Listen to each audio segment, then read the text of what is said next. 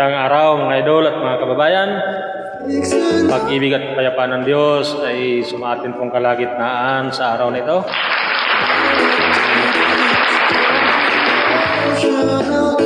Ito na naman si Tata Mauro. Dito po tayo pang magbasa ng mga talata sa Biblia. At ang ating pong babasahin ngayon ay patungkol dito sa pagsaway. Basahin natin dito mga idol sa Kawikaan 3:12. Sapagkat sinasaway ng Panginoon ang kanyang iniibig, gaya ng ama sa anak na kanyang kinaluluguran.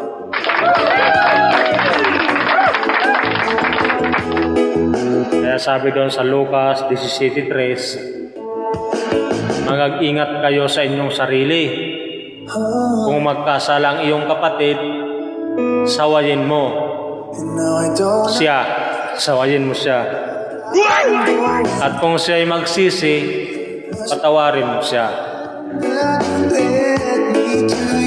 Kaya pinapasaway mga idol para maituwid. Sabi doon sa Apokalipsis 3:19, ang lahat kong iniibig ay aking sinasaway at pinarurusahan. Ikaw nga'y magsikap at magsisi. Ayun pala mga idol. Ang lahat ng iniibig ng Diyos ay sinasaway at pinarurusahan. Meron tao mga idol na ayaw naman din magpasaway. Sino yun? Kawikaan 21:29 po nakasulat, ang masamang tao ay nagmamatigas ng kanyang mukha, ngunit tungkol sa taong matuwid, nag-aayos ng kanyang mga lakad. Kaya yung masamang tao pala mga idol, matigas ang mukha nun. Kaya doon sa Kawikaan 13:24 naman, siyang nag-uurong ng pamalo ay napupuot sa kanyang anak, ngunit siyang umiibig ay nagpaparusang paminsan-minsan. Pala mga idol, huwag mo ikang paluin, baka magdamdam, baka magtampot. Napupot ka sa anak mo pag hindi mo pinapalo, pinaparusahan kahit mali na yung ginagawa. Tito 1:13, ang patotoong ito ay tunay. Dahil dito'y sawayin mong may kabagsikan sila upang mga pakagaling sa pananampalataya. Saway nila mga idol. Sa 6:23 ng Kawikaan, sapagkat ang utos ay tanglaw at ang kautusan ay liwanag, at ang mga saway na turo ay daan ng buhay.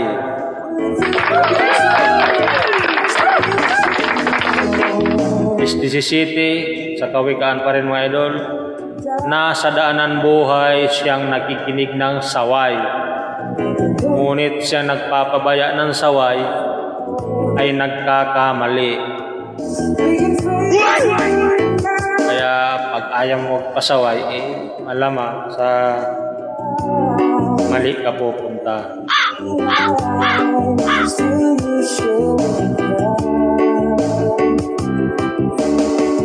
Kaya dito sa Kawikaan 9:8 mga idol, mayroong ganitong sinasabi, huwag mong sawayin ang manglilibak, baka pagtanim ka niya, sawayin mo ang pantas at kanyang iibigin ka. Manglilibak pala mga idol, huwag mo nang saway. Ano yan pagtanim ka, magagalit sa'yo. Sa ikalawang Timoteo 3:16, ganito pang mababasa mga idol. Ang lahat ng mga kasulatan na kinasihan ng Diyos ay mapapakinabangan din naman sa pagtuturo, sa pagsansala, sa pagsaway, sa ikatututo na nasa katuwiran. Ayan, kaya napakahalaga mga idol ng pagsaway. Awesome! Ayaw mong magpasaway, bahala. Pasaway tayo mga idol. Pag alam natin, na-realize natin na mali. Kaya hanggang dito muna at hanggang sa muli, kung lulubin ng Panginoon, ay samahan niyo ulit ako sa aking ginagawang pagbabasa. Shout out sa mga followers ko dyan sa Euratech sa Valenzuela. Mga followers natin sa Middle East. Ayan, yan sila.